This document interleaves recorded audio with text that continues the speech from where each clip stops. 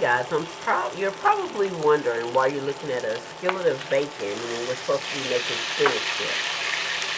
Follow along and you'll see why in just a moment. First thing we're going to do is remove the bacon from the skillet. It's not completely done, but we don't want it to be. Okay, now using some of the fat that we have from the bacon along with a little butter that I added in here, we're going to get the onions all caramelized. So we're just going to cook those down. I'm just cooking on a medium heat. There we go. To the onions, we're also going to add some garlic. This is just some minced garlic, and I love garlic, so I use a lot. But maybe about a teaspoon of garlic is all you're actually going to need. We're going to let these cook down for a little bit. Also to our onions, we will be adding some diced up jalapenos. Now these jalapenos are the jalapenos that you would get like in a jar at the store, just cut very fine.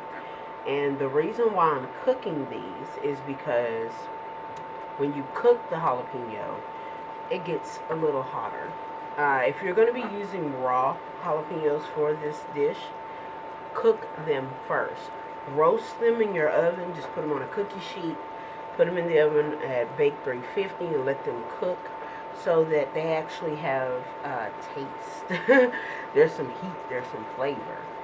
So as I let this caramelize, we'll come back once they're ready and I'll tell you the next steps. Okay guys, so our onions and our jalapenos are nice and caramelized. They're looking really translucent here. The reason why we want that is because nobody wants to bite into spinach dip and have a crunch that they're not expecting. So the next thing we're going to add is fresh spinach. And I'm going to cook about 16 ounces of fresh spinach for this recipe.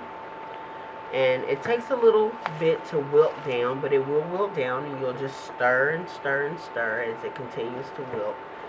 And then it will look just like this. Okay, so our spinach is wilted.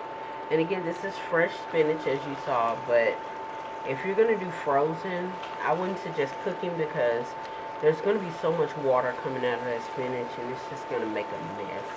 So for this particular recipe, fresh. If you want to use frozen, I suggest my other recipe. Okay, so now I'm going to go ahead and start to do a little seasoning. And I'm just going to keep it simple. I've already put garlic in. I put lemon pepper in everything.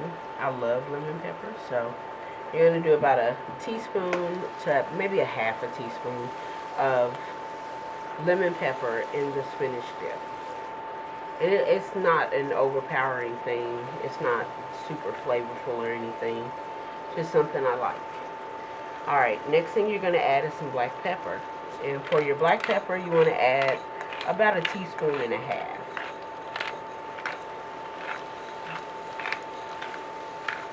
And I like to add it to the spinach because I want it to really adhere to that spinach. The next thing you're going to add is salt.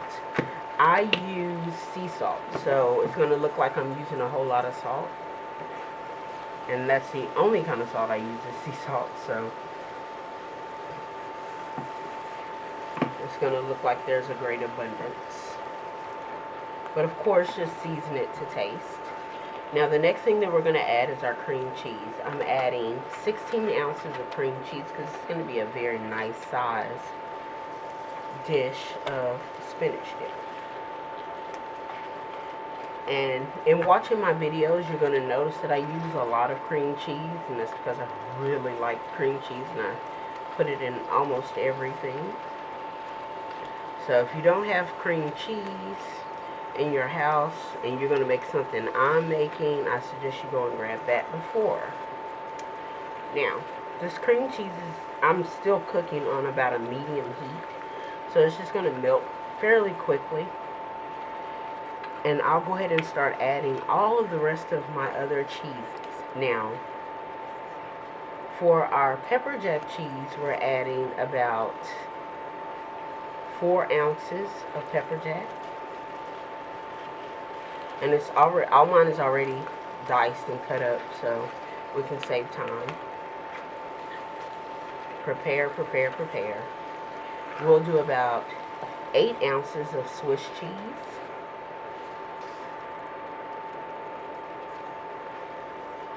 And I also do about 8 ounces of mozzarella. Just because I love the way it tastes. The cheeses all together are really delicious. Now, I see a lot of people put Velveeta in their spinach dip. And I'm okay with a little, not a lot. So for this recipe, I'm going to add about 2.5 ounces of Velveeta cheese. And then you just let everything melt. There's no milk. There's no sour cream. There's only one more ingredient. And when I come back, I'll show you exactly what that secret ingredient is. Okay, so our cheese pool has been activated. We've got a little pool here. The next thing we're going to add is a can of green chilies. And there's just green hatch chilies. They're not spicy. And also, this is our last ingredient. It's just diced tomatoes with green chilies in it. If you get Rotel, then you know exactly what I'm talking about. We're going to pour these in, but the thing that I do is I don't add a lot of the juice. I drain as much juice off as possible. And then I throw in 1 can of those tomatoes, because I don't like the extra juiciness. Now we're going to switch this over to its forever dish, and you'll see how it looks before and after it comes out of that. Okay, so cleanup is a snap with our cast iron cleanup. This is also a cast iron dish that we're transferring into. And as you can see, we have our spinach dip with our tomatoes and all that good stuff in there. It's going to be nice and thick. Our very last ingredient that we'll add is that bacon that we made at the beginning of the video. Now, as you can see, the bacon is chopped up very finely. So we'll just spread it out all over, pop it into the oven, and we'll bake at 350 degrees for about 20 to 25 minutes, depending on your oven. If you need a little more time, let it go. The way you know it's ready is this bacon will crisp up. That's the only thing you're really looking for, is a little crispness to the bacon. It adds an amazing flavor to your spinach dip. So this is what I call my party spinach dip. If you have any spinach dip tips and recipes that you want to post in the comments, please feel free. Do not add any links to videos because you're not paying me. And we'll see you next time.